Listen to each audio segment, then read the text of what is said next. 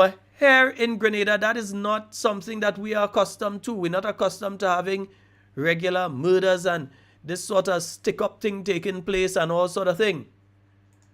I'm not going to postulate on any reason and say that is this or that or so. I'm not going to postulate on that. But what I will say is this, that you, the Grenadian people, need some form of reassurance by the Royal Grenada Police Force and your government. Because I can guarantee, had this been taking place under Dr. the Right Honorable Keith Mitchell, I could guarantee you, I know Dr. Mitchell well, so I could tell you what would have happened. One, he would have immediately have a meeting with the rank and file of the Royal Grenada Police Force. He would have a meeting with them. And you, the Grenadian people, would have been informed that he having a meeting with them to discuss this issue of what is taking place. Secondly, the Royal Grenada Police Force would have had a press conference. You have murders taking place. You have robberies taking place. And you're telling me that there's no press conference to reassure people going into the Christmas season that they're going to be safe? No, don't get me wrong. I believe that the Royal Grenada Police Force is the best policing unit in the Caribbean, if not this hemisphere. I can't talk much about the other hemisphere because I don't know them. But I could talk about this hemisphere. And I could say that I know for a fact that the Royal Grenada Police Force is the best bar none this side of the earth. And don't take my word for it. When you hear about their detection rate, the amount of people versus who commit crimes or crimes committed versus how many people they have been able to identify as the perpetrators and arrest, the Royal Grenada Police Force probably has the best record in the Western Hemisphere in relation to that. So, I'm not saying that they're not doing the right thing. They're doing the right things. They've been able to apprehend people and so on, and we know others who have been involved in this sort of thing. They will soon apprehend them. But do you, the average Grenadian, feel safer now than you were 6 months ago, than you were 8 months ago, than you were 10 months ago? Do you, the average Grenadian, feel safer now than you were several months ago? Do you feel safe when you go into a supermarket now, or when you go into the money transfer place, or you feel safe to just leave your vehicle or your house open and that sort of thing? Do you still feel as safe now as you were several months ago? Ask yourself that question. And don't only ask yourself that question, ask other people that question. Do you feel safe? And it is the responsibility of the Minister of National Security, who happens in this instance to be the Prime Minister, to give some sort of reassurance to the Grenadian public that this issue is being expeditiously dealt with, that the perpetrators will be dealt with to the fullest extent of the law, and that all means necessary and requested by the Royal Grenada Police Force to ensure that it can increase their competency and capability, and they're already highly competent and very capable, but to increase their competency and capability in apprehending the individuals who have been perpetrating these crimes in our island. Any means necessary to ensure that Grenadians remain safe. Now, if it was Dr. Mitchell, I know that he would have already have that press conference. The Royal Grenada Police Force would have had that press conference, and anything that the police requested to ensure that this sort of thing is brought to an end would have been done. But what have you heard from your Prime Minister in relation to the crime that's taking place in Grenada right now? Yeah, they're pretty bad on threatening people. They're pretty bad on trying to shut down this program. I've already been informed that there is a coordinated effort to ensure that I am either detained or arrested. Already been informed. Yeah? Already been informed of that. So whether it's true or not, I know why it's being circulated. Because they are afraid of my mouth. They are afraid that all of their lies will be exposed. And believe me, they're going to be exposed one by one by one. And not a boy, not a girl, not a single one of them will be able to take me to court and say that what I have said is not factual. So when I say a minister traveled with your boyfriend, I didn't lie.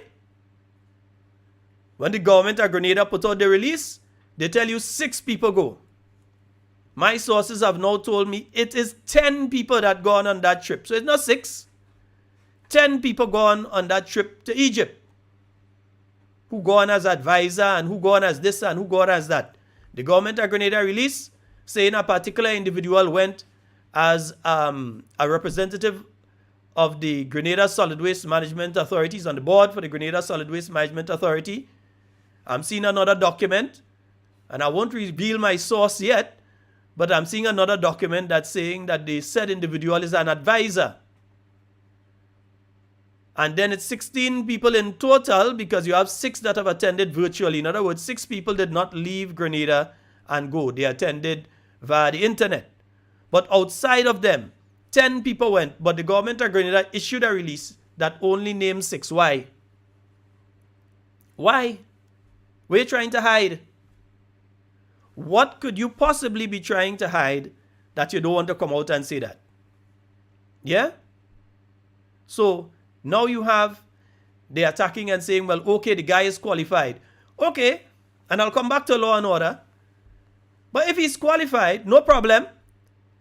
And I applaud any young person that goes out there and gets an education. And also when they go for the highest possible in education. But it is the hypocrisy. It is the hypocrisy. The hypocrisy of the entire thing. Because these are the same individuals. When the son of the former prime minister applied for, went through the process and got a job with the Ministry of Finance, had the worst to say. They said it was wrong, it was unethical for his father to be the prime minister and for him to get a job in the Ministry of Finance. That's what they said. These are the same people that says it was unethical, it was wrong. That you had a situation where you have a government minister and that her husband was heading up a department in the Royal Grenada Police Force. They didn't mention that the husband is qualified. They didn't mention that the former prime minister's son is qualified. But what they did is they said that it was unethical, it was wrong for the then prime minister's son to be employed by a government agency or government department. They said it was wrong for a government minister's husband to head up a department of the Royal Grenada Police Force. That's what they said. But all of a sudden, is okay. And then they jump and they're attacking. No one is attacking the individual. You are attacking the ethics behind it. Because if you are saying that the former prime minister's son working in the Ministry of Finance was wrong, if you are saying that a former minister's husband heading up a department of the Royal Grenada Police Force was wrong, then how does the boyfriend of a government minister that living in the same house with her, after you came to the Grenadian people and said, we are working a meritocracy, that we are going to put people on state boards due to merit. And then they use the word a meritocracy because they like to use some nice words. The words are so nice, boy. They're like sugar. When they come out your mouth, you have to go and brush your teeth right after because other than that, you're getting cavities. Them what's sweet? Meritocracy. So they said that people being appointed to state boards would be appointed based on meritocracy. But it seemed as though the meritocracy is simply that you either have to be very close to Minister A or Minister B, or you have to be as close as possible. Because how does a person living in the same house with a minister end up on the board of directors of a state board that is under that minister? You said before election such a thing was unethical. Yet still you do it and expect people to simply accept it. And it has nothing to do with qualifications. No one here said that the young man is not qualified. But it is the ethics behind it according to you. That's why I've said on the last program, the New National Party do have to change what we just say. What we were saying last year and year before and the year before that, we do have to change it. What is happening now is you're seeing the NDC have to change and say what we were saying. And there are many instances of it. Many instances of that. So you had the Prime Minister coming out and saying that they're going to work with a meritocracy. You're going to have some appointees, definitely that, according to the composition of a board, usually there are some positions on the board that legally have to be occupied by representatives from certain organizations and groupings. That's one. But outside of that, he was saying that you're going to make sure you have a youth representative on the board. I applaud that, no problem. But that you're also going to ask other people to send in their CVs. And you had 1,000 plus people sending their CVs. But when you look at the composition of the boards, it ain't look like you look at those CVs and select anybody for those boards.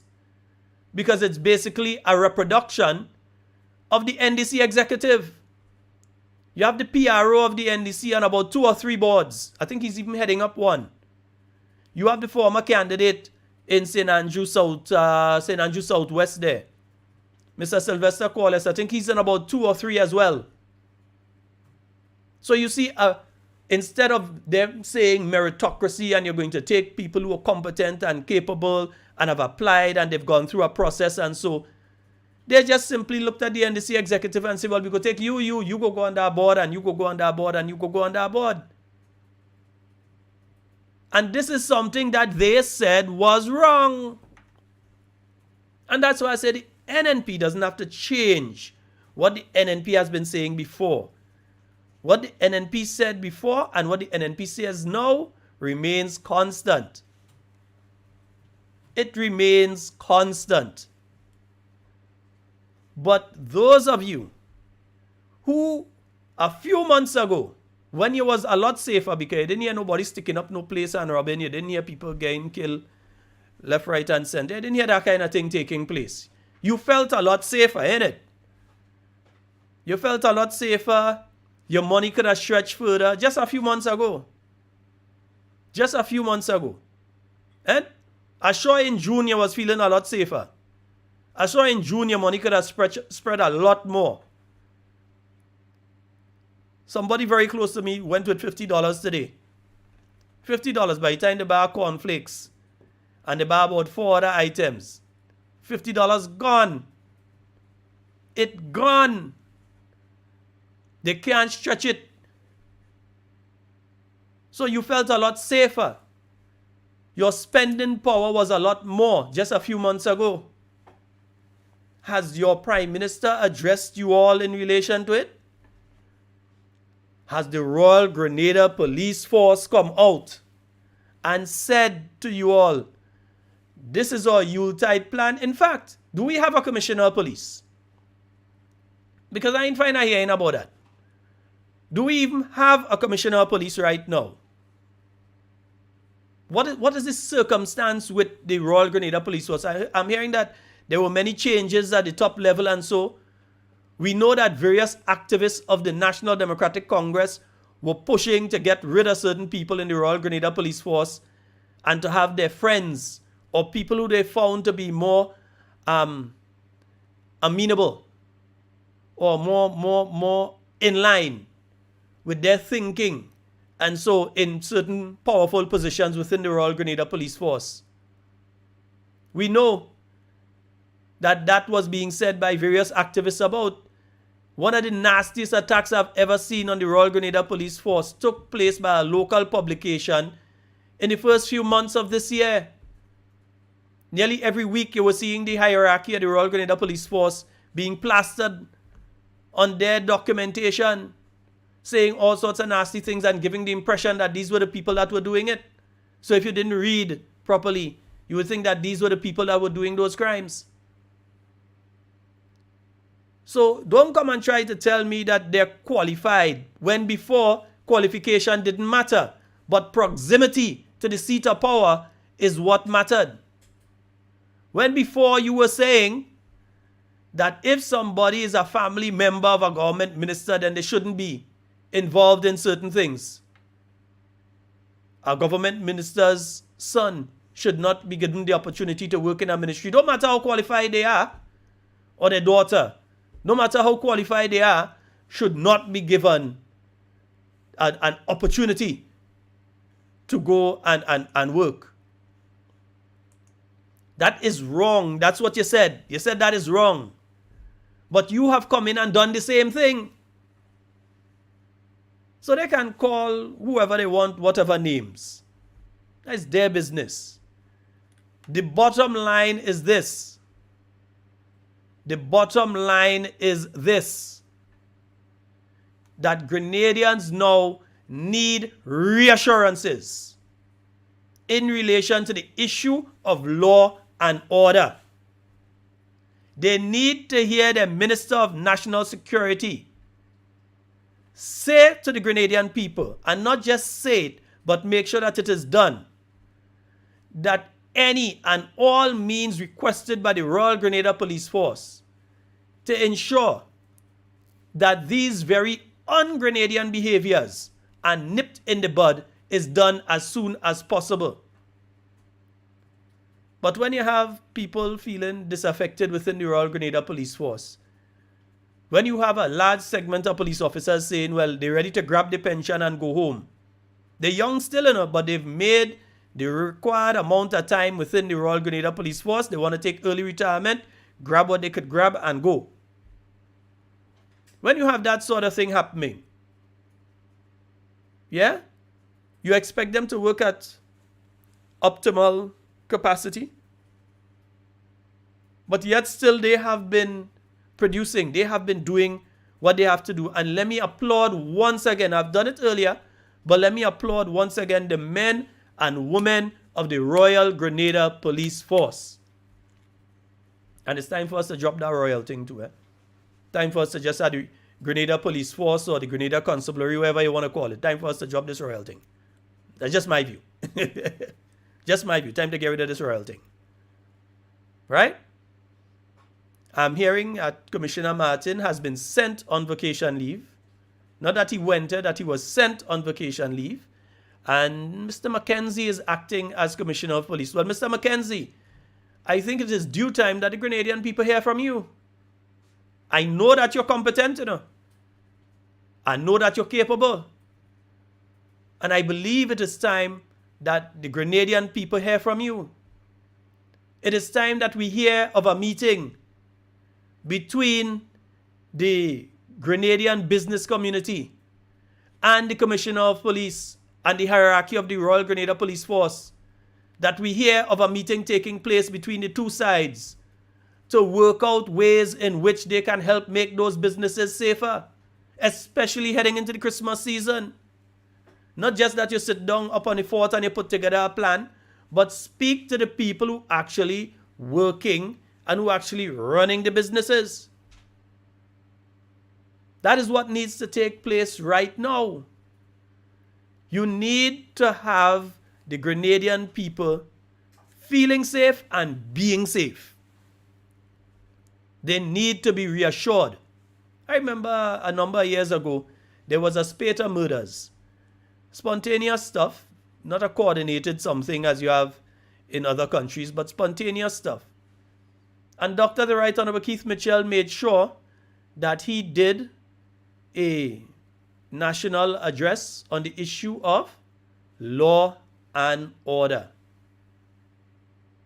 And I'm saying right now, Grenadians don't need their prime minister going down to Trinidad in no investment forum. Send a minister to that. You have people being stuck up with guns and robbed in your country. You have murders taking place in your country. You had, up until a few hours ago, the port on lockdown and business people losing millions of dollars. The people needed you here at that time. I think he came back yesterday, but the people needed you here when all of that was taking place. And we had to talk about the port thing in a while too. But your people needed you here. You had the port closed, on lockdown. Everybody watching container ship out in the water, he can't come in. And everybody looking at that. And millions upon millions of dollars going down the drain every day because you had perishable items, some perishable items that could not enter or exit Grenada. The traffickers had it hard. They have lost a significant amount of money due to the actions that were taken by the unions. They lost money. And this is money that these people need to send their children to school and to feed their families. This is money that they need for their daily living. And they lost that. They had their fruits and vegetables to send and they couldn't do it. So it spoiled on their hands. Who is compensating them?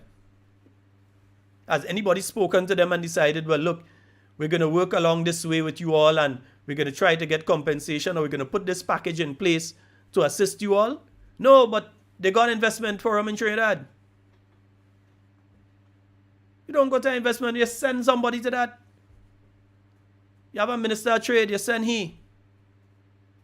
You could send another minister who is competent. Well, oh gosh, now. I'm going to say could I send another minister who competent, but then I remember the team that you have. So sorry. My mistake. My mistake. If you had to send somebody that competent, I know your pickings very slim.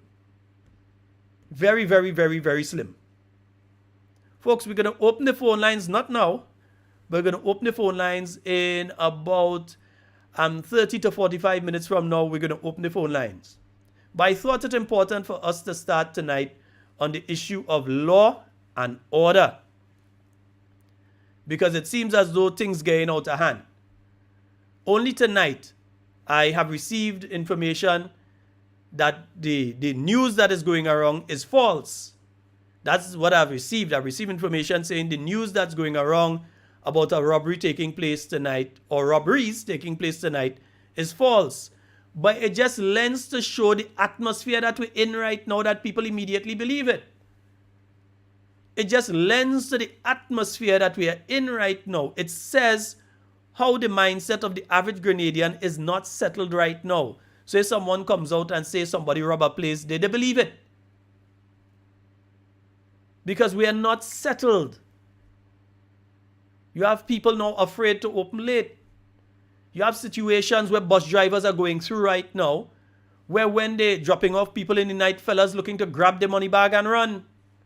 It's happening. Go on the terminal and speak to the bus drivers. You'll understand that's why many of them refuse to run late into the night.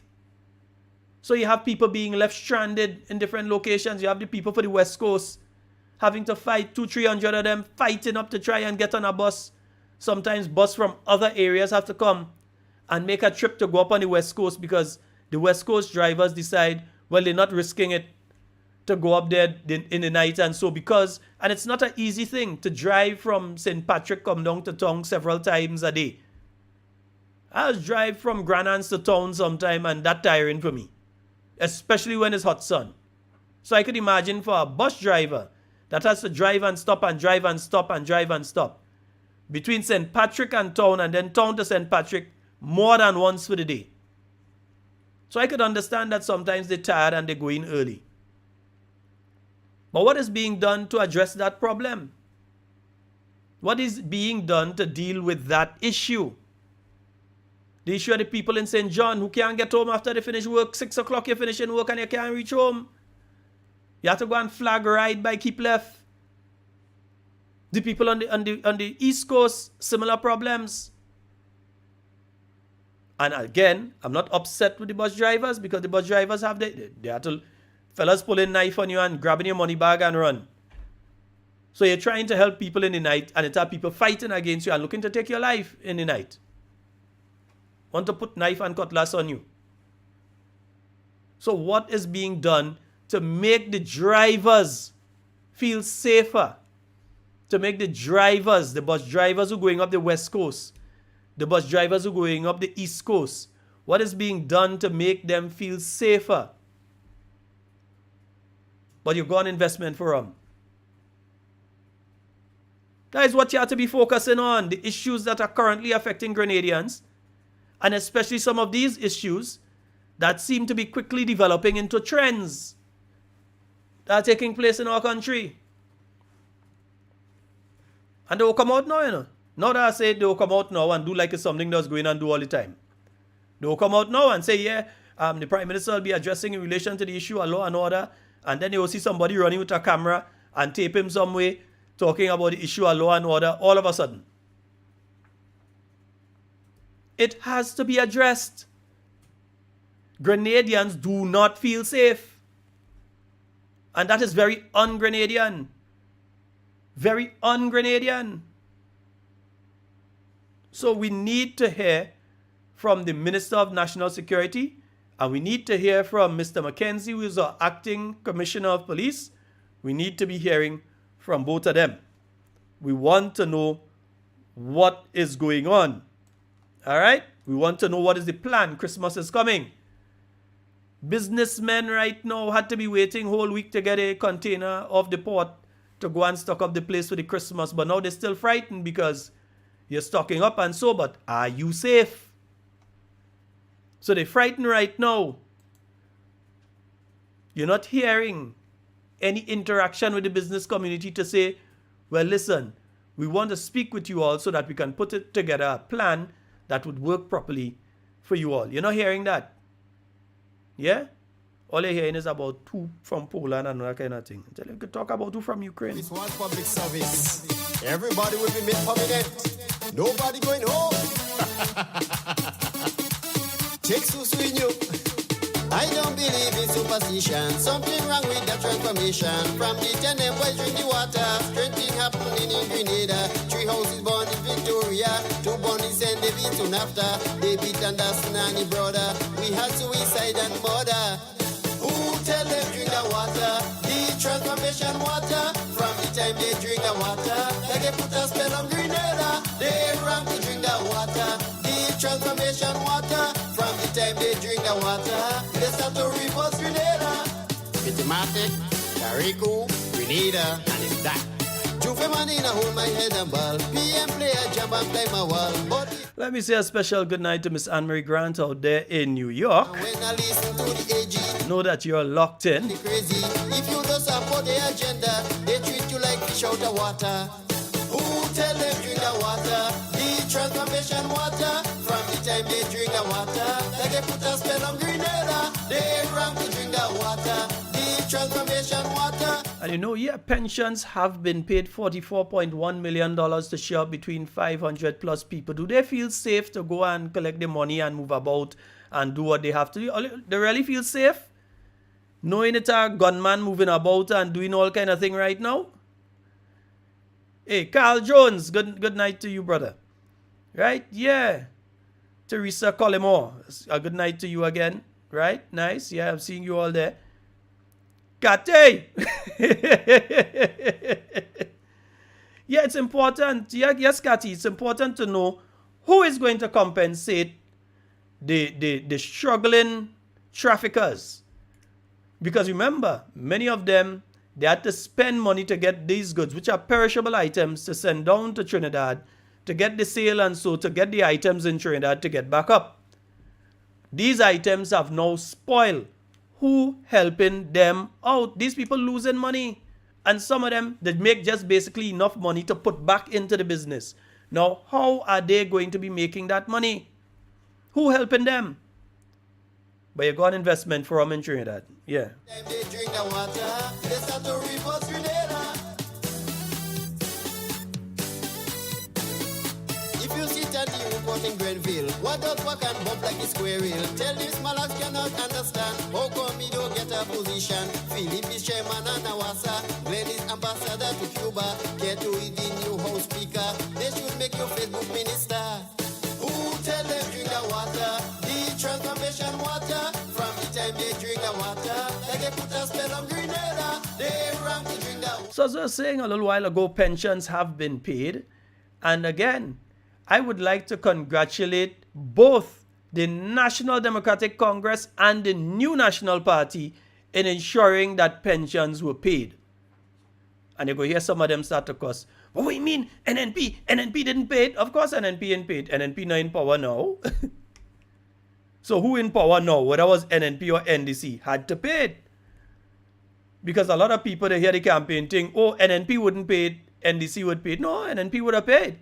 In fact, the money that was just used to pay it came from money that the new National Party left in the consolidated fund. The Prime Minister himself said so. So it's not money that they came and they put together and they find in that space of time. That is money that was put there in the treasury by the new National Party administration. But you know, if the new National Party had only make one slip and say they go in and try and pay that money just before elections, they're here, they're trying to buy elections, election tactics. If they had only tried to do that. But every single thing that the new National Party said regarding pensions prior to the elections of June is the exact same thing that you're hearing the NDC repeating right now in relation to pensions.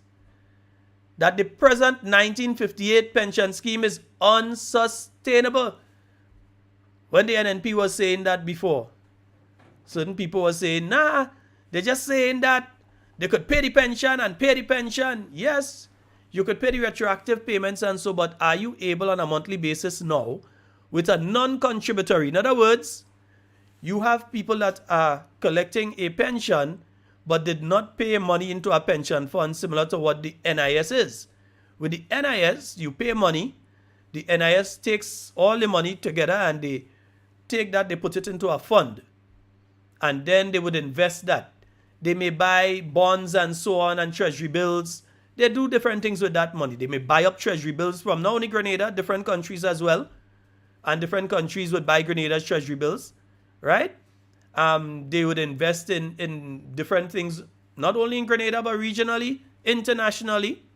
And they increase. So they take your $1 and they make it into $1,000.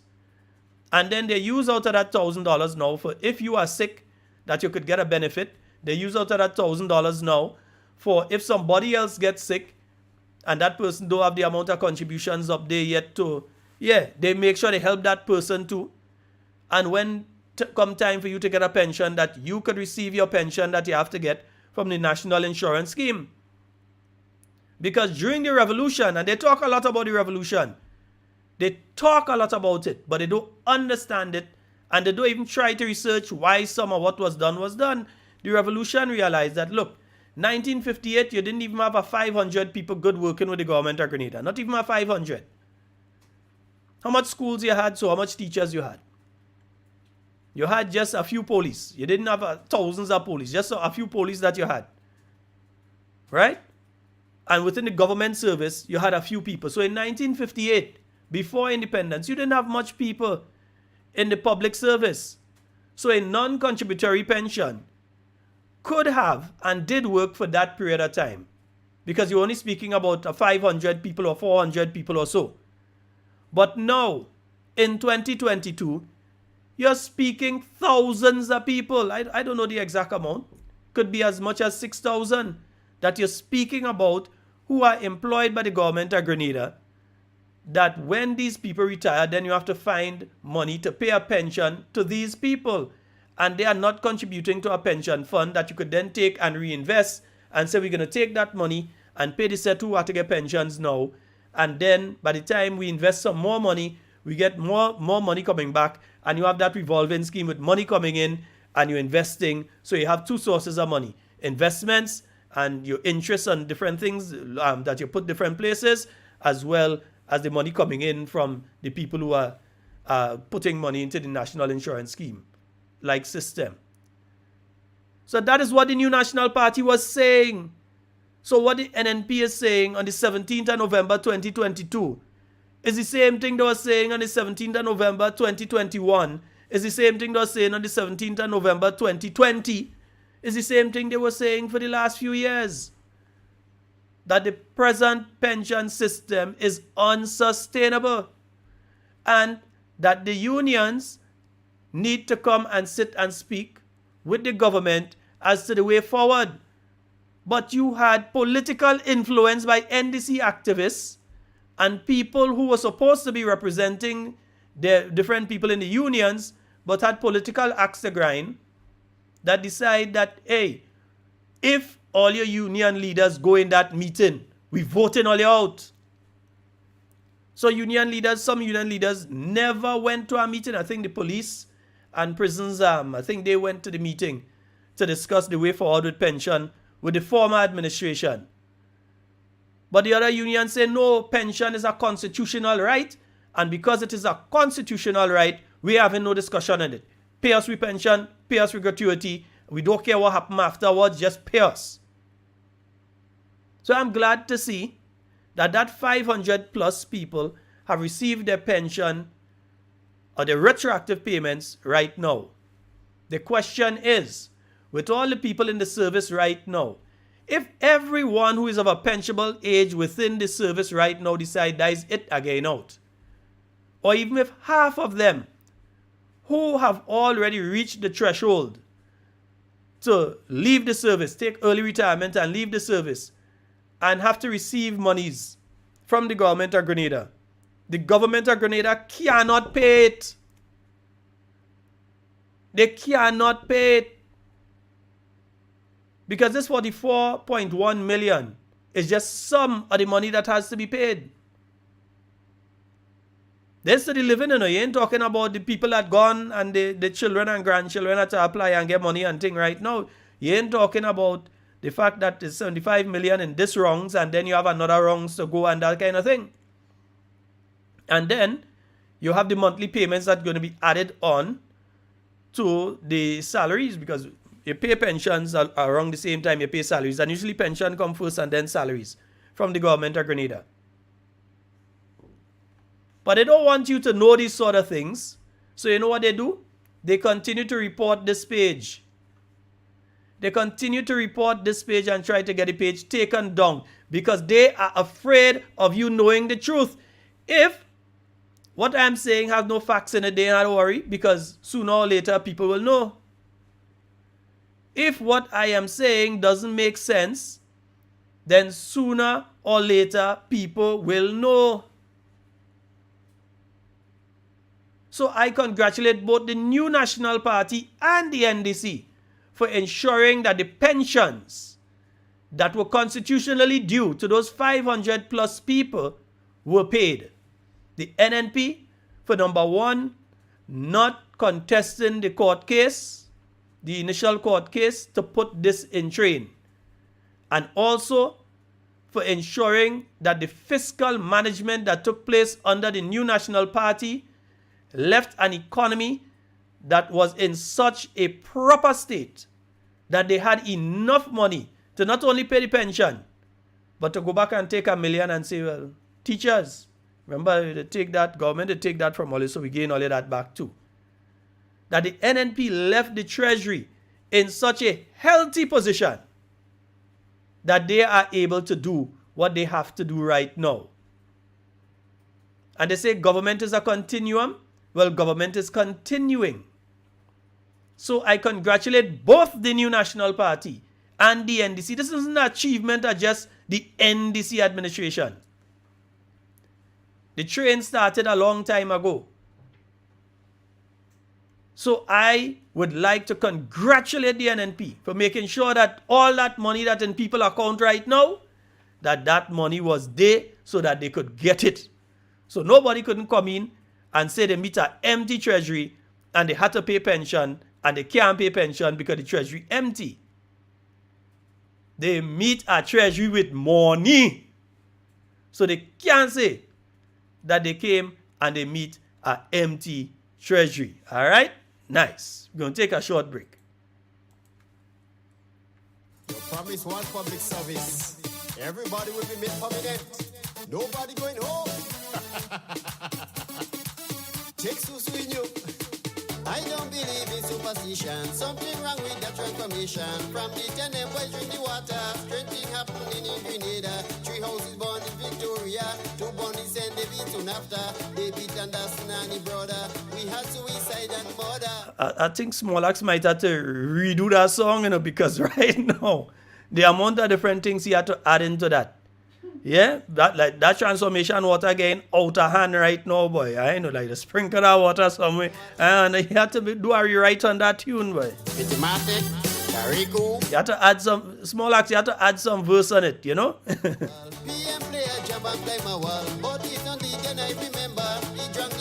And anybody that has worked with the former prime minister, especially, they are being victimized. The moment they realize, hey, that man, even within police force, if they was within the police force and he realized, well, that one used to be on Dr. Mitchell detail. Boy, watch, fellas, all you can talk. I could talk because I seen it and I hearing it and I hearing about it. Certain men saying, no way these men getting promoted. And take them and juke them in all kind of place. I hearing it and I seeing it. Yeah? I hearing it and I seeing it. That kind of victimization. And some of them drink the water.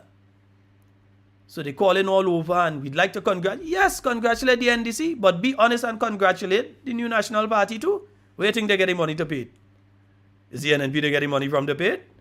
So congratulate both sides, man.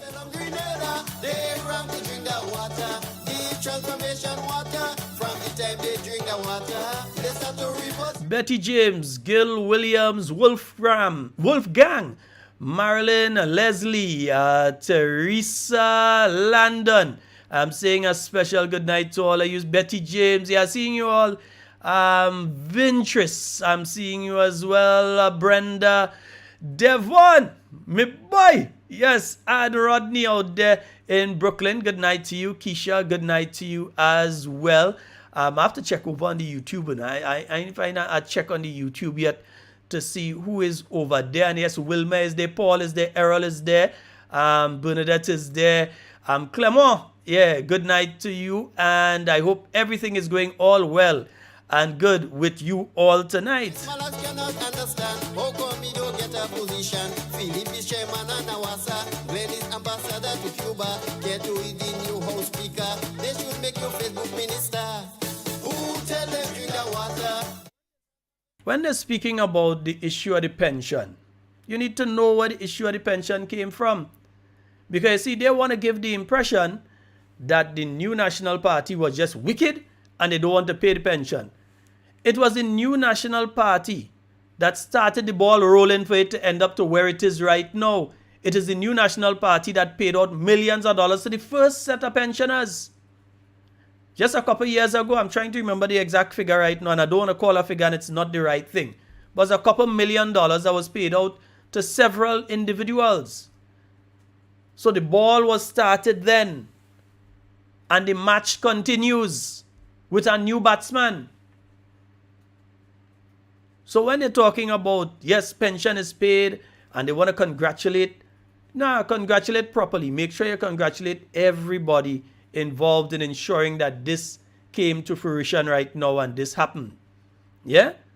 Make sure that that is happening. If you have evidence to call name, he says, Malax, I'll give you a clue. I had a calling him Mr. Susu. Who tell them drink the water? The transformation water. From the time they drink the water, like they put a spell on Grenada. They ram to drink the water. The transformation water. And folks, as I said, we'll be opening the phone lines in a short while. Take Susu in you. I don't believe in superstition. Something wrong with the transformation. From the 10 boys drink the water. Strange thing happening in Grenada. 3 houses born in Victoria. 2 born in St. David soon after. David and Nani brother. We had suicide and murder. Who tell them drink the water. Yes, folks, and remember, St. George Northwest, the fundraising committee, they're having a social event that will be taking place next week Saturday, not this Saturday, but next week Saturday, starting from 1 p.m. at the Grand Mall playing field. Yeah, they'll have football, dominoes, cards, and much more on sale. They'll have barbecue chicken, barbecue pork, fried chicken and chips, lambi waters, drinks. So they'll be having a lot of activities taking place there. That is not this Saturday, but next week Saturday, the 26th of November from 1 p.m. So that's the St. George Northwest Fundraising Committee. The rest of Uno, don't feel afraid and send the thing to me. I will put it out for all you. Yeah. Transformation water, from the time they drink the water, they start to reverse Grenada. Now, before I open the phone lines, let's have this conversation. And we're going to speak about the Port Authority. I've seen the release sent out by the Grenada Port Authority in relation to the issue that has caused the locking down of the port. And as far as I know, while the port is open and operating at this time, the issue remains on. In other words, the issue still exists. A solution has not been found to the issue. But remember, the port workers, they are Grenadians too. So they are seeing what is happening, because you never know, it could be medication on the boat that's needed at the general hospital that can't come in because of the strike action.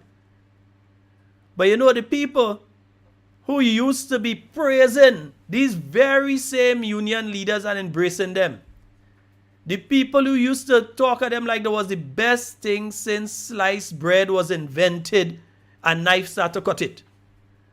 The people who, for them that was the best thing when it had a strike taking place in Grenada. Lock it down, and we all need to support them, and we all need to support the union, and we all need to support the workers. All of a sudden, all they become anti-worker. All of a sudden, the union wicked. Because I'm hearing stories. I don't know how true it is. Because it seems as though the entire machination of the NDC apologists out there, as I call them, the Tuntun Makut squad, that they just have attacking people, whether it be on social media or calling programs and that sort of thing, that Tuntun Makut crew. It seems as though they're defending somebody who might or might not be a sitting minister. Because you see, the young lady who is working at the Port Authority was sent home, according to the release by the Grenada Ports Authority, after an investigation found her guilty of wrongdoing. So the next part of the question should be, who did she do that wrongdoing with? She didn't do it on her own. So there were benefits that went to some bodies or organizations through what it is alleged and what the investigation of the Grenada Port Authority says they found to be true. Because hearing about certain business place trucks used to be parked up on the port until dark night, and then they leave the Port Authority without paying any duties. That is what I'm hearing. And I'm hearing that one of the reasons that the unions took that particular action is because they find the girl shouldn't go down alone. If you find wrongdoing and it have other people involved in it, how come is she alone that we're hearing about? So who did she give the exit passes to? Because they say that there was a problem when they were counting up and so on. The state of Grenada, the Grenada Ports Authority, lose a lot of money. They didn't give an actual figure, but they say lost a lot of money. So if they lost a lot of money and she was involved in it, she didn't do it for herself. She wasn't putting things in she vehicle and drive off at the port. At least I don't think that is what she was doing. But there are other people involved. So tell us, we want to know. We want to know if the person is sitting on a board or if they're sitting on a board in cabinet. We want to know if the person has had or have interest in a business. We want to know if that business was the business that caused the young lady to lose her work. We want to know. Because all you're hearing about is that the young lady lose her job and the union them don't like the way she lose her job, and because of that they decide they're striking. No, the story is much, much, much bigger than that. Who else is involved? Who else is involved? Because what is good for the goose is good for the gander, ain't it? So who else is involved in that whole debacle on the port? Whose company? Whose trucks? Where's the truck numbers? Who is the truck? Who benefited financially from those trucks being able to get the exit passes and leave the Port Authority? Port Authority, all you need to say. All you need to say, because I think that's the crux of the matter with the unions, you know. I believe that's the crux of the matter with the unions. It's not just that the young lady was fired. But if she go in and it have other people that was involved, young lady, talk, call name. If you have my name to call, call it too. Call name. Because I know she can't call my name, I have nothing to do with that. But call name. Don't care if there's Mr. or Minister. Call name. Say who put you into that position, because you see, the first thing is losing the job. The second thing could be that criminal proceedings are brought against you. Don't go down alone. Call name. Say who else involved. Don't take it that has no sheep. Call names. And this is the reason you have certain NDC, because realize it's a coordinated attack on the unions. So they start to circulating about the leader Tau, Ajit Tau, Andre Lewis, Senator the Honorable Andre Lewis. So they start to attack him. Just now you go realize they start to attack the Cement and Waterfront Workers Union, and whoever is in charge of that union, they will start to attack them too. Because there's a coordinated attack on these individuals. They have been basically telling the unions and them to get rid of the leaders. Get rid of Andre, get rid of them, because they're not playing ball. Look at that. They go and they do a strike at a point in time like this. But when such actions were taken during the time of NDC, that was all your hero. That was a champion for you all. So don't take you that as sheep, young lady. Talk. As I say, if you have to call my name, call it too. Say Sheldon was one of them.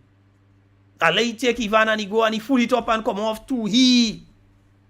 Call name. Fear not. Call name. But they don't want you to call name. So you know what? They want to placate. So they're saying, give her back she job. Give her back she job. Put her back there. Because if she go back there now, they go silence her.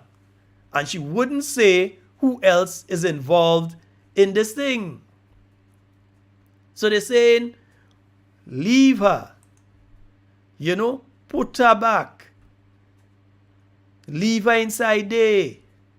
Because they find if they leave her inside there, and she no longer runs the risk of losing her job or facing criminal prosecution, that all of a sudden, she wouldn't call and say certain names that they are very afraid that she say. I don't call nobody name, but I think all you know who we talking about. Ain't it? So that is why you see those NDC saying the union's wicked. That is why you see those NDC activists, those sycophants, are out there doing lives and going and doing radio program and passing out WhatsApp messages and so saying all of these nasty things about the union leaders. Because number one, this is a negative taking place when their government is in power. And secondly, they need to protect one of their own. That's how I see it. That's how I see it. So, understand where this is coming from. Folks, we're going to open the phone lines. For those of you locally, 440-7377. That's 440-7377. And those of you in the diaspora, 347-329-3101. Right? So locally, 440-7377. And those of you in the diaspora, 347-329-3101. And let me say a special good night to a listener. And we're already getting some loyal listeners, some people that are on every night with us. And Lisa Dabrio, Batty Simon. All right. So a special good night to you all out there in London. Woo-hoo! And it must be late in London. So we thank you so much for making the sacrifice and being up at this hour of the morning listening to this program. We thank you so very much for being there. 440-7377 and 347-329-3101. Those are the numbers to call and get on to the program tonight.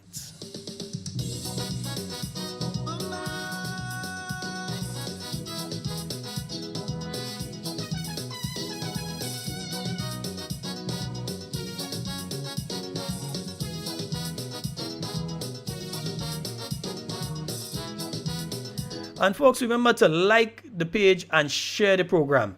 Like and share. And for those of you on YouTube, you need to subscribe, and then there's a bell next to it there, the notification. You go to notification, you click on that bell, and you put for all. So anytime we come up with anything, whether it's a budget or whatever it is, that the New National Party is participating in, something from the New National Party, and we go live, you will receive a notification on your device telling you that the New National Party is live. So like and share. Like the Talking Points page, share it with your friends, share it with your family. Make sure you do the same with the YouTube page. Subscribe, click the subscription button, and after you've done that, also click the bell icon. That's going to make sure that every time we are coming on, or even if we put out a notification, we're going to be on at a particular time, you will be first in line to get the notification. So you could then tell it to others. All right? Nice.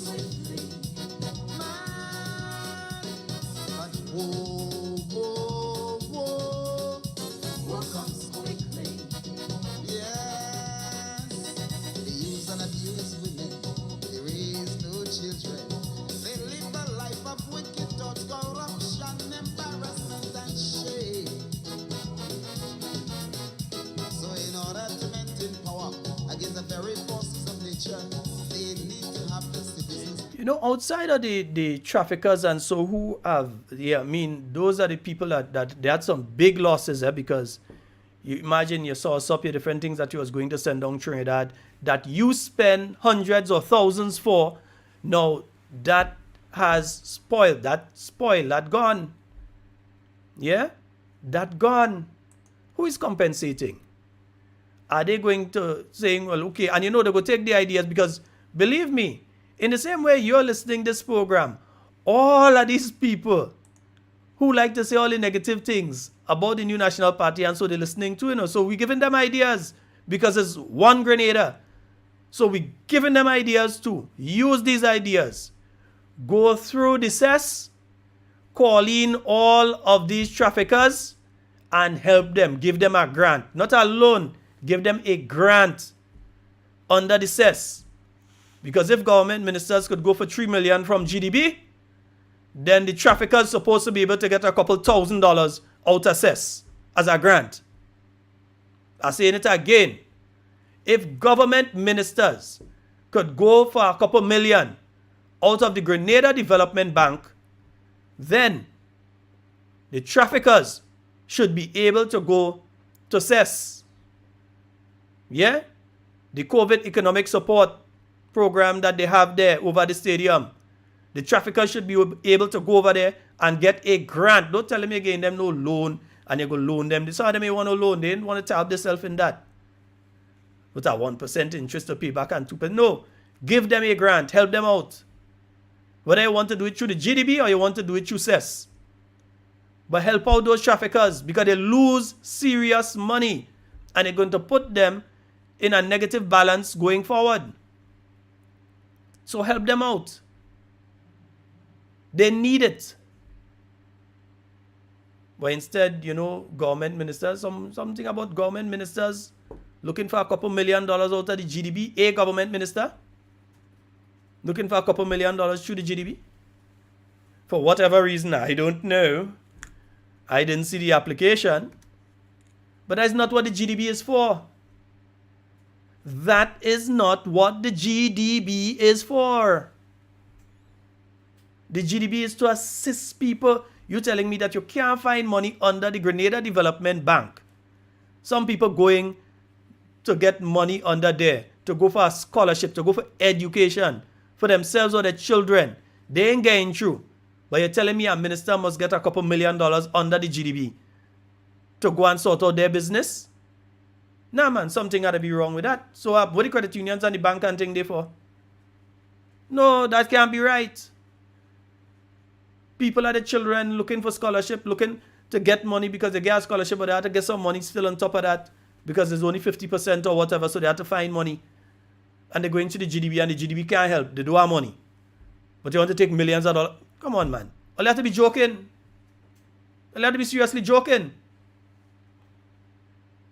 That madness. Total, unequivocal. Just madness. Let me say Leslie Ann Belfon in Telescope. I say a special good night to you. Oh my. I say I open the phone lines and let me just check. Oh boy, wrong one. Let me make sure I get the proper one. Hello, good night. Let me check the other line. No. Ah boy. And the phone was ringing, but because of how I have it, I was not seeing that the phone line is ringing. Let me try again and I'm not too sure what's happening. Let me try this way. Something is not working proper with the phone line. I just got a message that someone called and they're not getting through. So I'm not too sure. Let me just take a short break and see what's up with the phone line because I'm seeing it blinking, but I'm not sure what's taking place.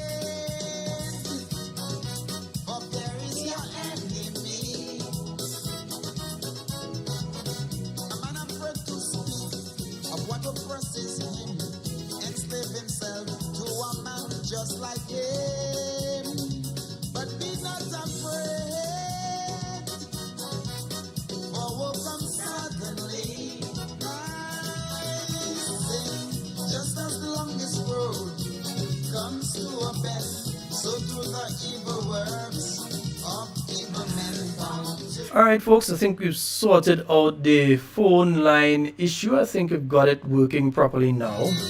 So 440-7377, and for those of you overseas, let me get that again, 347-329-3101, the overseas line.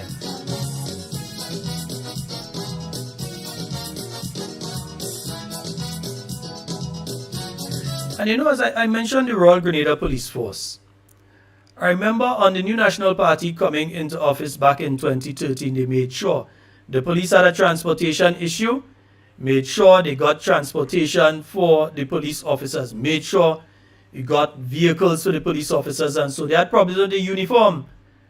When they came in 2013, you had officers patching pants and all kind of thing, you know. Made sure and got that sorted out. Now the situation has started to go downhill with officers once again. And some police officers saying, well, it seems as only teachers that are getting money. Because the police were promised pay and grade. Yeah, that they would receive increases, and that the officers who qualify and make the time and do the exams, different things, qualify, would receive an upgrade. In other words, they go up in rank. That ain't happening. It keep getting put off and put off and put off. And the Prime Minister hasn't even found it necessary, because as far as he's concerned, who is them? To meet with the police officers and speak with them. We have a call online. Good night. Hey, good night. Sheldon. Hey, how you doing, brother? I'm okay, man. Okay. All right. I'm quite fine. You go right ahead. Okay. Brother, you know what I reckon? In this time, like, what was wrong, it become right. It become right now. You know, Sheldon, I sing a song, You Hate What You Like. And many of the things that this government was condemned when they was in opposition, the federal government was doing, the same thing they come back and do. You have the Prime Minister was saying in a campaign that NMP keep the people give to contract to fire them at will. But I know in NMP government, what the government did, they hire they make some of the workers who are on contract, they become permanent. Everybody will not be made permanent at the same time, but some of the teachers were made permanent, some of the nurses were made permanent. So it's a process. It's a process. And you have right now, what is fine happening? Because some of the workers, they are on contract. The same thing the Prime Minister said that the government keep them at the time to send them home at will. What were they doing? Because they were on contract, they just send them home. And when they send people left, right, and center, and when they get to do that, some white people that say, well, you support all of them, they just take a shame, they go take back everybody back, like that with the groundsmen. You see, out of 40% working as groundsmen, they say them about all of them. Out of 45 of the 40 was people that are supporting them. And Brother Sheldon, we had answered several questions. When you look at Ivan, the COVID, a lot of the hotel was shut down. And a lot of people lost their job. And the government, the government did the stimulus package to help the people, even help the business people. So you see, the government understand people. They understand the situation. And so I always say, when people work in and you put money in the people's hands, more money flow is better for the country. The people spend money. The people spend money. And we come back in with the gas, with the 25 with the non-fuel charge, 50% non-fuel charge. The government remove it. You remove it, so gas price gone up. It gone up. People complain of they used to pay 150 for electricity bill. They have to pay 300, $400 something dollars. Everything gone up. Flour gone up, sugar price gone up. You come back again with the freight. The Prime Minister said that like with the freight, when you remove the cap on freight, it will be benefiting the people and the customers. But what you see happening? Everything going up. You went in the shop today. you pay $2, you pay $4 for 2 pound sugar. You might go the next day, you might pay $4.25. Everything going up, everything going up. And one thing going up, you have a government, they say no people. Say no people for not to see they did anything wrong. Because they tell us, well, that person is supporting an NLP, supporting NLP. We just send them home. But I want the government to consider the people, they have a family and to take care of. And brother Stella, it's not easy. When you as the husband and the wife in a home sit down and you watch and you have nothing to give the children. No, I'm not encouraging it. But what will you do so that your neighbor may have a bunch of people at some purpose? You won't take it. You understand? And all that lead to lawlessness in the country. You understand? So is people government have to think about the decision to make. And you have to think, because when you to be elected as a government, they don't elect you to someone. But you're not a government of some people. Have a blessing. All right, my brother. You have a good night. Yes, indeed.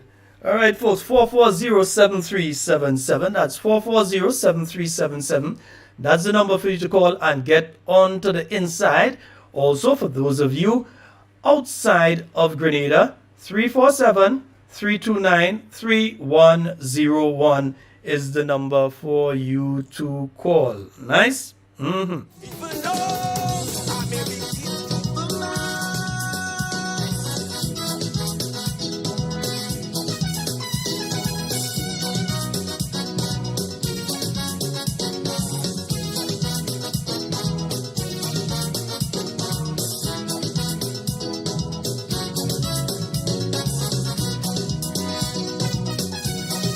See, one of the messages there is in relation to the removal of the freight. The removal of the freight, they're helping nobody. You remove freight. You understand? You remove freight, and at the end of the day, the price is still going up. What are you gonna do now? Put it back? How you gonna deal with that particular issue? Stephen, hey, good night. See you all listening in from good old England. Yeah, brother. Nice. Yeah. How does the removal of the freight filter down to the average man on the street? How does it filter down? Because the businesses, okay, I don't want to name any business in particular because I don't want to give an unfair example. But let's say there's a big business that has a supermarket or whatever. For the last couple of years, they've been having problems due to COVID, supply chain, all of that. So their profits have not been what it usually is. And now, due to this removal of the freight, they are able, or not the removal, but dialing it back to the 2019 levels, these individuals are able to make a little more money because they're paying less. So they have more of a profit margin. Do you think that they are going to pass that profit margin on to the average consumer? They're not going to do it because they are not doing it. You spent $50 this time last year, and you spend $50 and try to buy the same items that you buy last year. This time, try to buy it now. Okay, you won't say the Ukraine war. Right, I agree. The Ukraine war. So after the Ukraine war, you spent $50 after that war started in Ukraine. Let me say June, July, or even August. And you buy certain items with that $50. Now, if you take that $50 now and try to buy some items now, you'd realize that you're not getting the same amount of items for that $50. You're seeing the price of something for $10 this week, and when you go back next week, the same thing that you saw last week for $10. Even with the freight reduced now, the same thing that you saw for the $10 is now $13 and $14. But then you have people jumping up and saying, oh, this is the best, and oh, the best. The best what? Where's the leadership? Where? Honestly, answer me. Where's the leadership in Grenada right now? Business places being stuck up by gunmen left and right. You have staff members traumatized. traumatized. Because guys come in there with gun and roughing them up and rob them and the business place. So you have people traumatized. Where's the leadership that comes out and say, we're not going to allow this to continue or to multiply in our country? Where's the leadership? In an investment forum in Trinidad. That's what it is. When they should be here dealing with these issues that directly affect you and I, all of us as Grenadians, instead of that, in investment forum.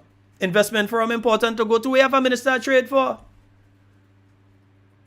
And you see, they can't even have, for instance, they can't even do a proper post-cabinet press briefing. They don't even have enough respect for you to do on a weekly basis a post-cabinet press briefing. Because on a weekly basis, the new National Party would have a post-cabinet press briefing and say, well, okay, some decisions were made in relation to A, B, C, D, E. Whether you agree or don't agree, the new National Party used to come out and say what it is they discussed in cabinet. But this cabinet is like a secret society. So they don't feel that they have to answer to the people that elected them. It's between that or they're really making no decisions in cabinet. Maybe it being made outside a cabinet.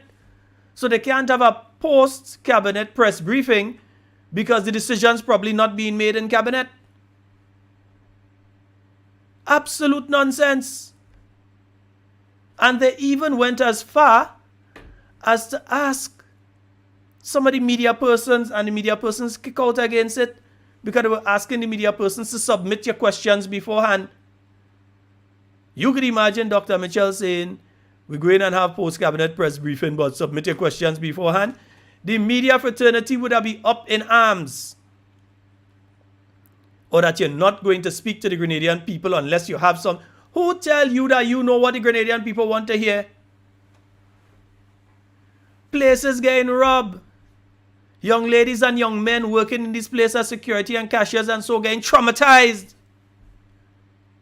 And not a word from your leader. Not a word from your prime minister. And instead of your sycophants deal with that sort of thing, they find their time to just attack people and say all sort of nonsense. But when it comes to me, I don't care. They could talk from now until the cows come home. I don't care. They could talk. Years now they're looking to get into a back and forth with me and want me to respond and all kind of thing. Number one, they don't have the intellect. Number two, they don't have the moral character. And number three, they still don't have the intellect. So they can't hold a discussion. So I'm not going to get into a back and forth with people on them kind of thing. I think it's more important that we discuss issues and that we clarify these issues. We want to know how come is only one person. In fact, maybe they need to tell us if it's one person that's being investigated. Maybe they need to tell us if this one person that is being investigated, if this person didn't tell them who is some of the people that they did that particular malfeasance, that's what they call it, malfeasance, that's the proper way of saying it, with. Maybe they need to get that person to say exactly which businesses benefited and the government of Grenada lost. Maybe they need to say that. That's what I need to come and talk about. I think you have post-cabinet press briefing, you have the space to come and speak about those things. Look at what we talk about tonight. We've talked about the fact that people leaving work 6 o'clock can't get a bus to go up on the western side. Can't get a bus to go up on the eastern side. And you can't blame the buses alone because there is a situation where you have guys blocking road, taking ride, trying to grab the busmen bag and so on, pulling knife for them and that sort of thing. These people have family, the busmen and them have family. They want to go home in the night and meet their family. So if they realize once, twice, 3 times it happened to them, or it happened to a few other fellas In the night on their route, they're running again, they're going home. They run when they could run in the daylight, when they think it's safe, and then when nighttime comes, they ain't going back and do that again. So we need to understand what is taking place in our country right now is a lack of leadership.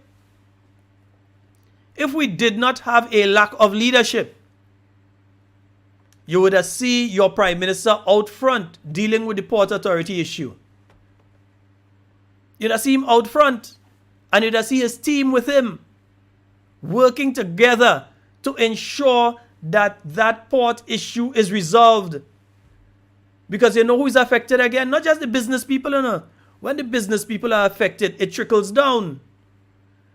So the staff member that they take on a few months ago, when they realize they're losing money now, the first to go is the last to reach. So the people that they just take on for the Christmas, now they realize that the profit margin cut, those people mightn't last long. So while yes, the businesses are losing millions, the poorer man down there, who working in the store, who was looking forward to the local kakada for the Christmas, they are the ones who go feel it. The businessman ain't go close the business and say, well, I go pay that person, and if my business bossy boss. No. They are going to shed the fat where they can.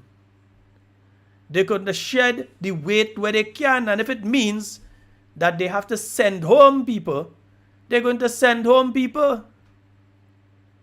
Because we already know that the only project that goes on, and some of them, boy, they didn't like when I say that one at all, that the only project that the NDC has successfully implemented between June and now is the Send Home program.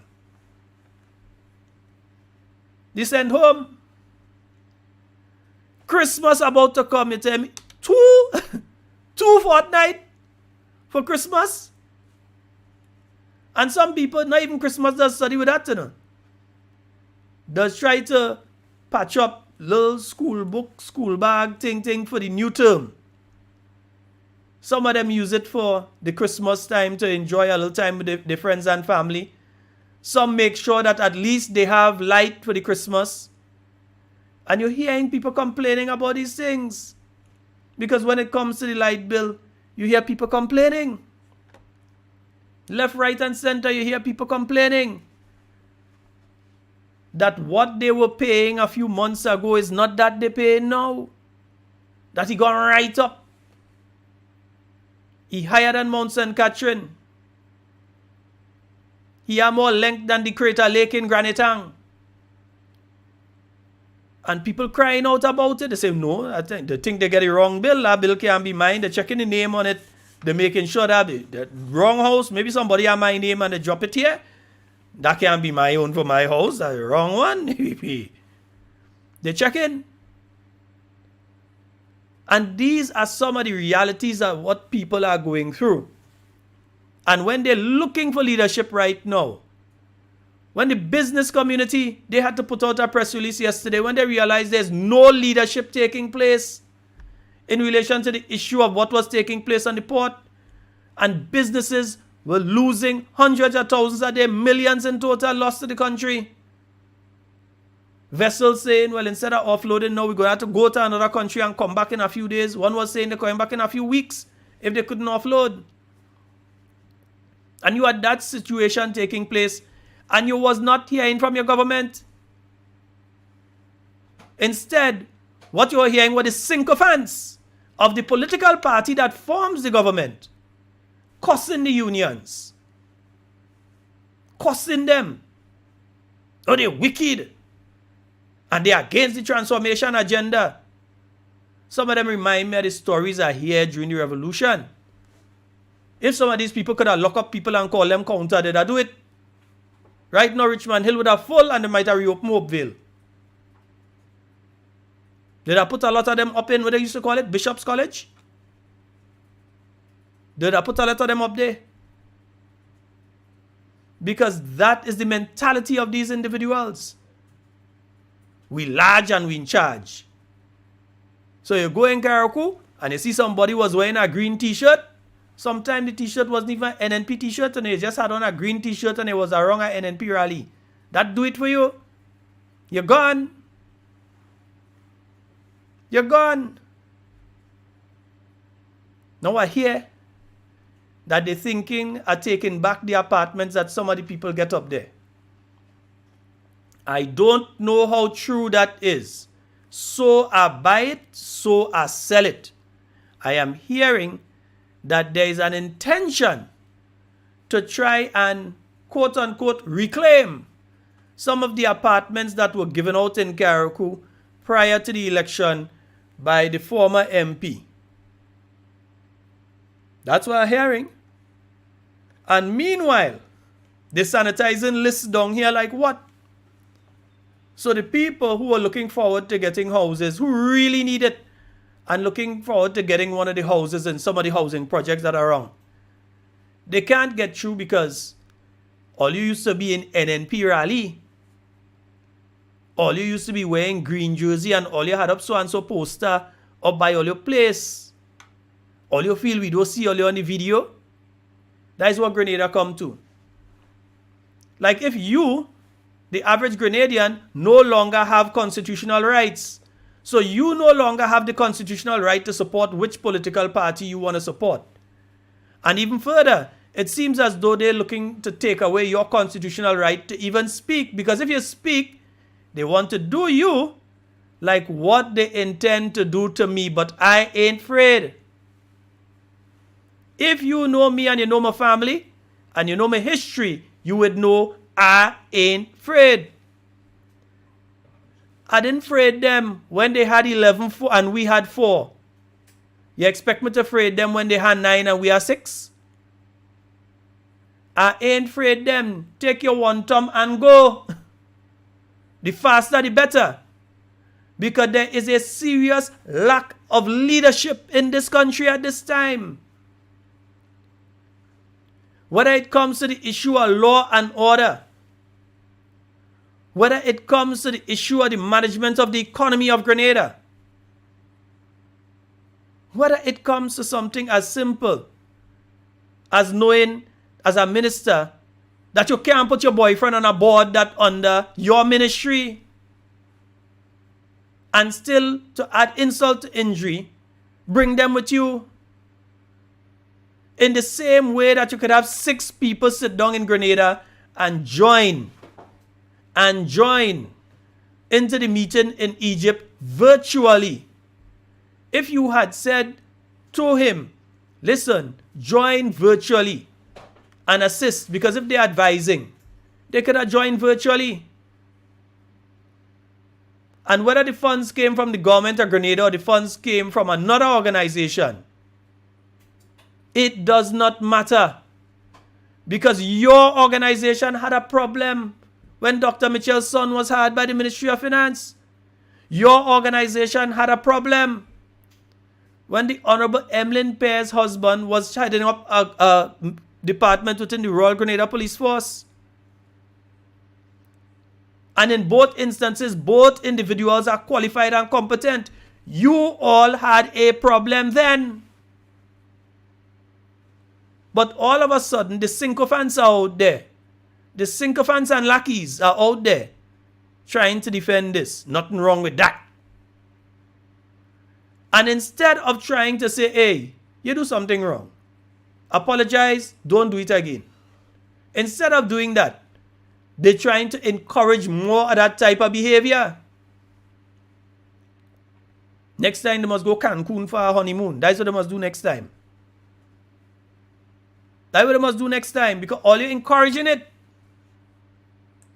Encouraging that sort of thing. And then when people speak about it, they want to be upset. When people speak about it, they want to be vexed. But we are speaking based on the standards that you set. What you say is supposed to be the standards for people in public life. And while we speak about standards for people in public life, have you all filed your documents with the Integrity Commission? Have you all declared your assets? I am absolutely sure that all 9 members of the opposition team, the 6 in the House of Representatives and the 3 in the Senate are ready and willing at any time to ensure that their declarations are made to the Integrity Commission. I wonder if they could say that about their Senate team and their team in the House of Representatives.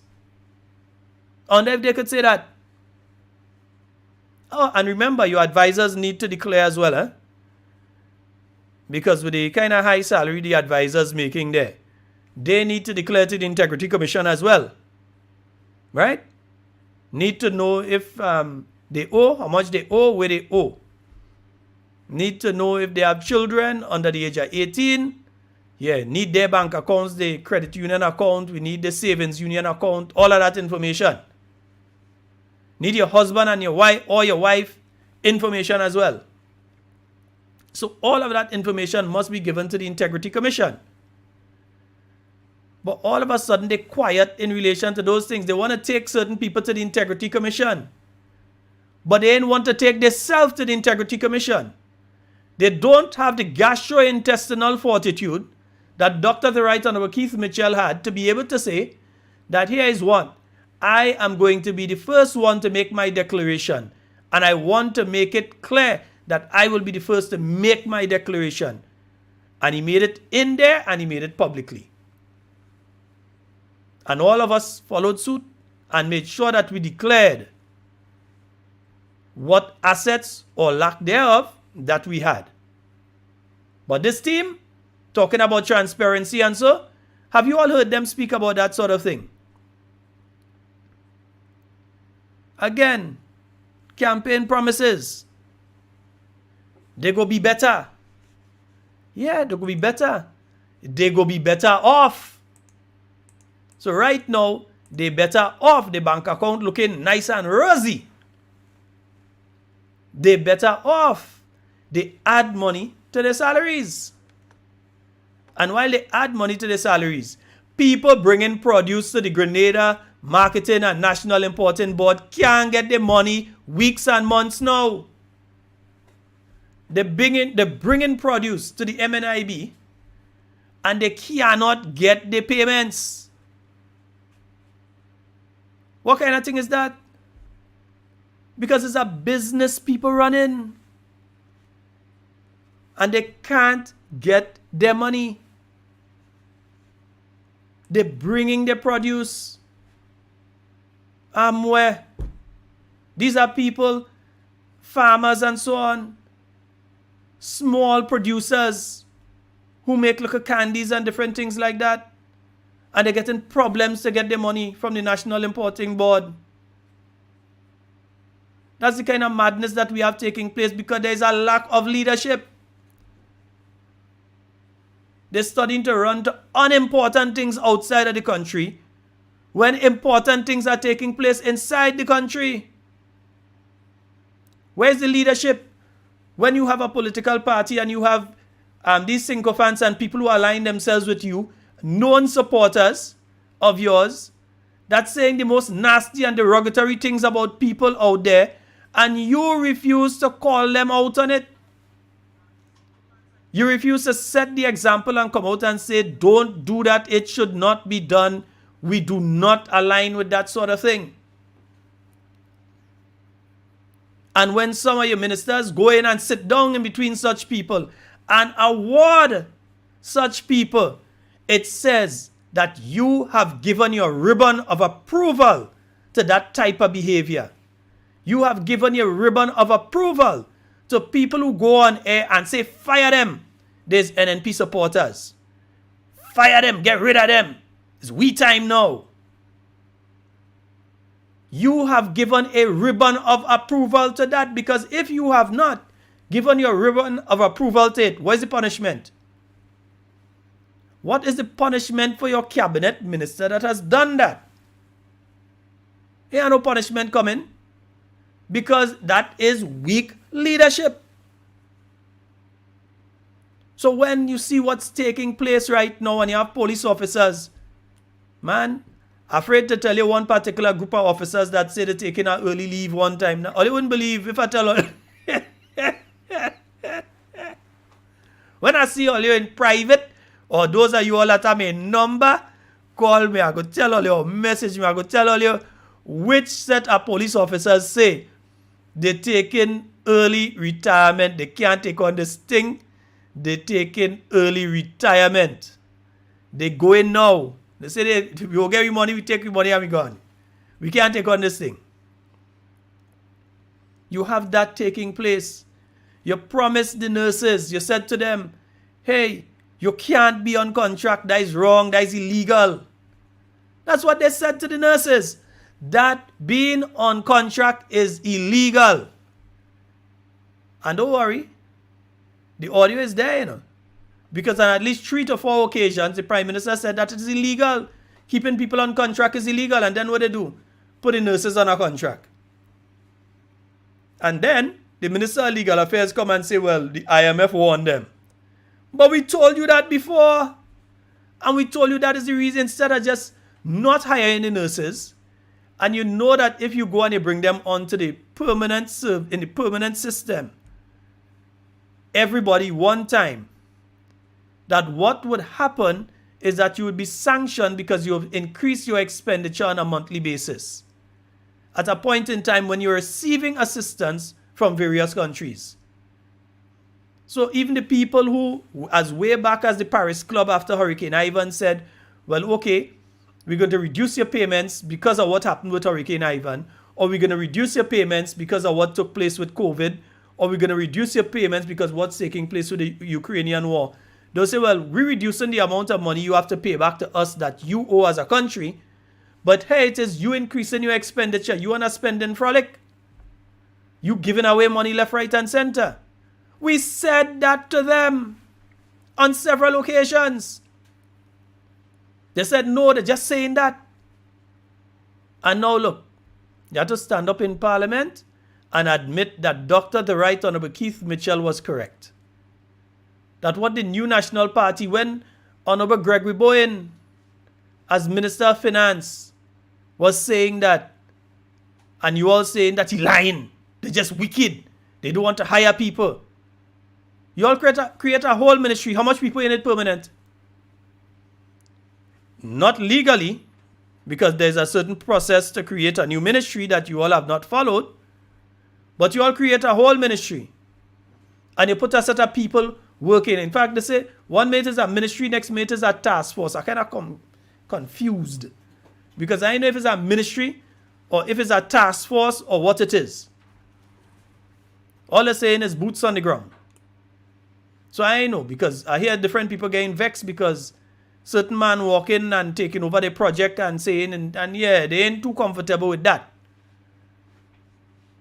But with all of that taking place, where is the leadership? You promised them they wouldn't go on contract. That is illegal. Now the Imani trainee is hearing that those basically from the minister, they're hearing now that those who were on working with private sector companies, that the government would be withdrawing its part of their payments. So these people that may have been getting, let's say they're getting $1,400 a month. They ain't getting much. They're getting $1,400 a month. Government of Grenada was paying $7,000, and the company that they were working with in the private sector was paying $7,000. Now government is withdrawing its component and saying to the company that you had to find the other $7,000 and pay them.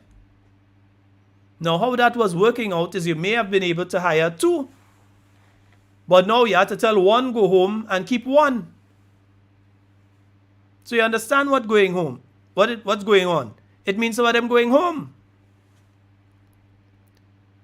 That's how I read it. And if you say that you're not going to be putting the same amount of money that you have put into the Imani program before, you're not going to be putting that again. It also tells me that it means there is going to be a reduction in the number of people under the program. Because you have not said that you're going to shift the money from that program to another area and take the same people and put them under that area. Which is why I have said I'm looking forward to the 7th of December and I'm looking forward to hearing the budget. And all you know, we're going to be doing program the night of budget to all kind of thing, you know. Yeah. Night of budget, we doing special program and thing. In fact, I feel I go bring in an economist to sit and talk. I might bring in two.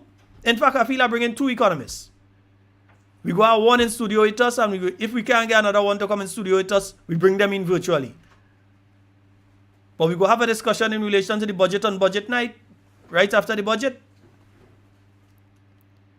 Because I want to know what's happening with those young people that are under the money program.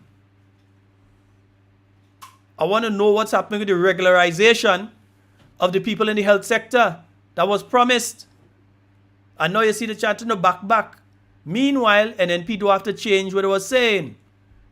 The same thing NNP was saying before is the same thing NNP can say now. Because it was the truth then and it is the truth now. So you don't have to change and say, well, nah, it's not that we mean and that kind of thing. The same thing we were saying before is the same thing we're saying now. The very same thing. And folks, we're into the final 11 minutes and I keep missing the phone calls. Let me see if I could get, oh no, I missed that one. I keep missing the phone calls because there's a little issue with the line here. I'll have to get the technical people in tomorrow to sort out. It's just constantly blinking instead of just ringing.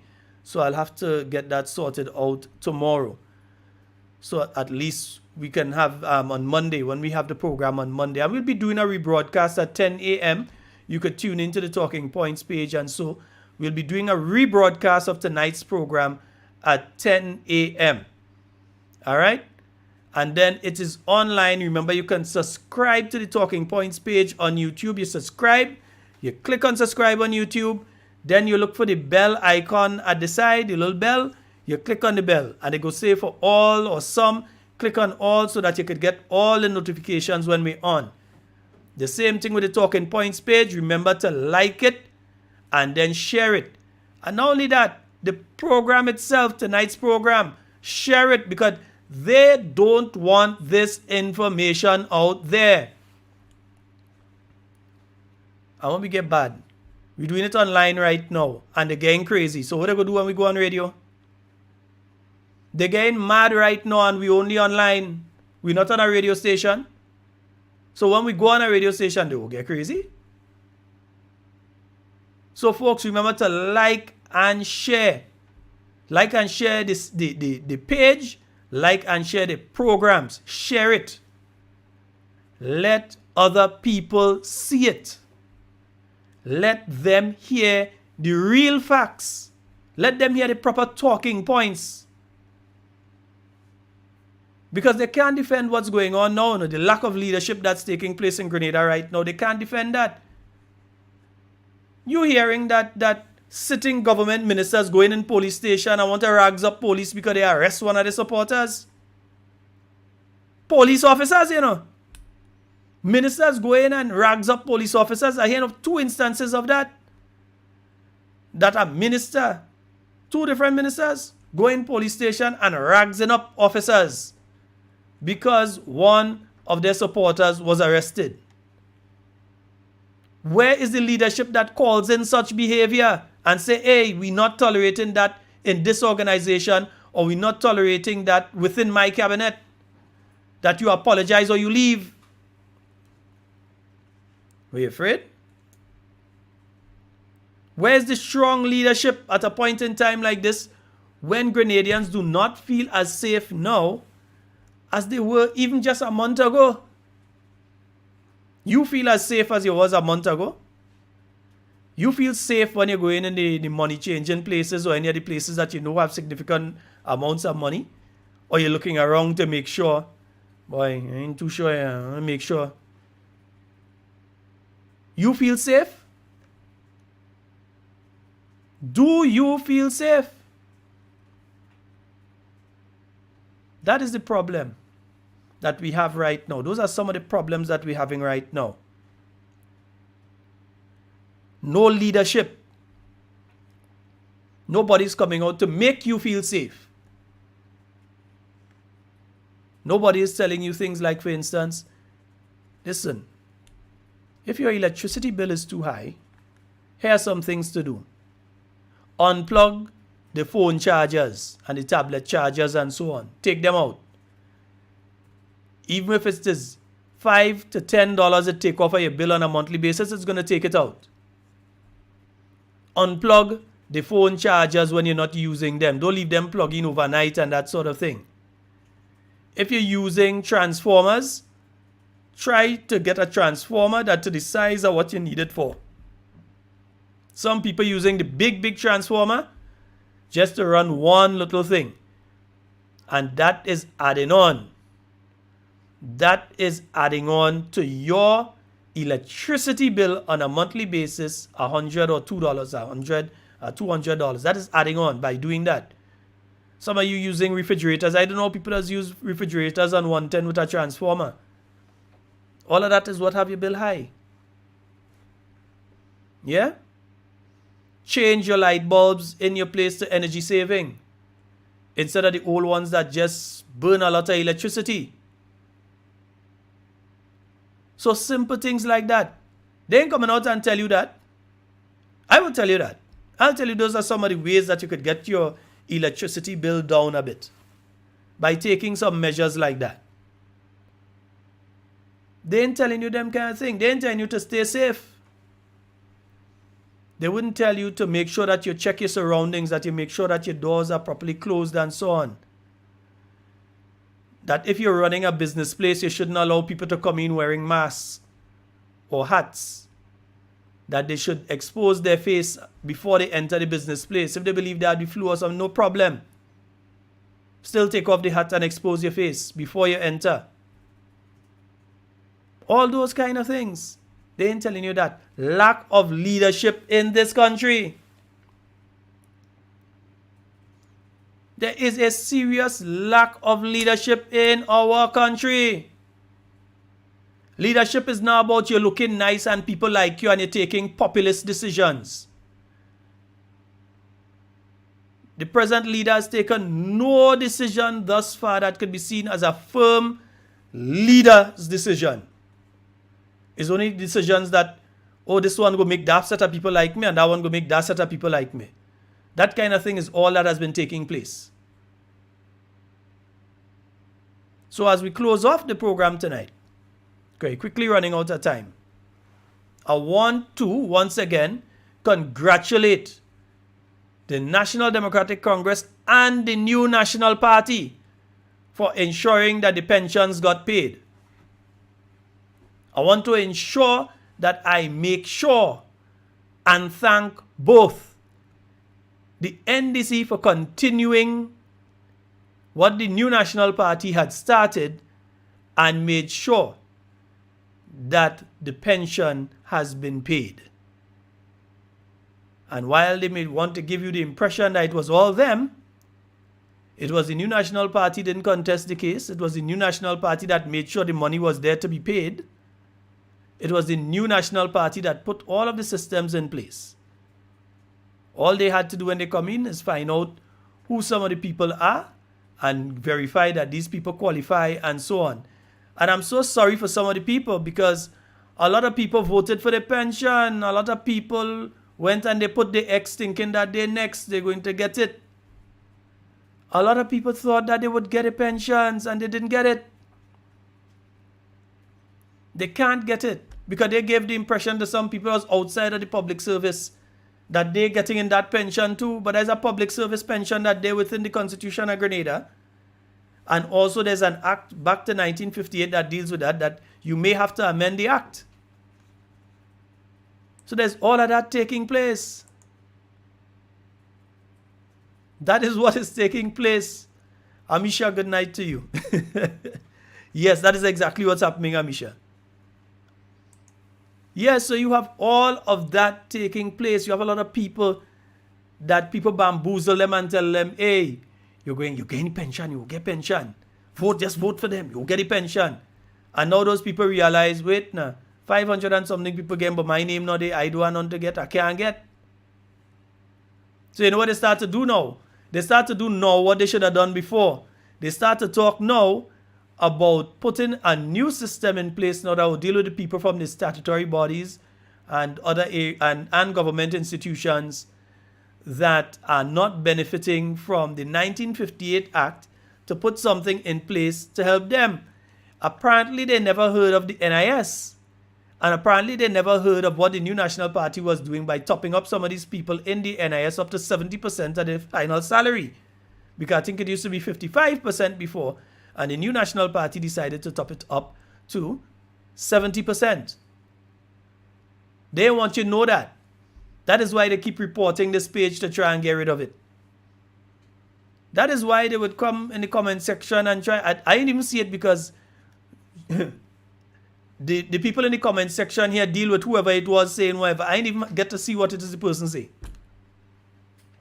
Because the people in the comment section, I ain't lying. All you well deal with whoever that.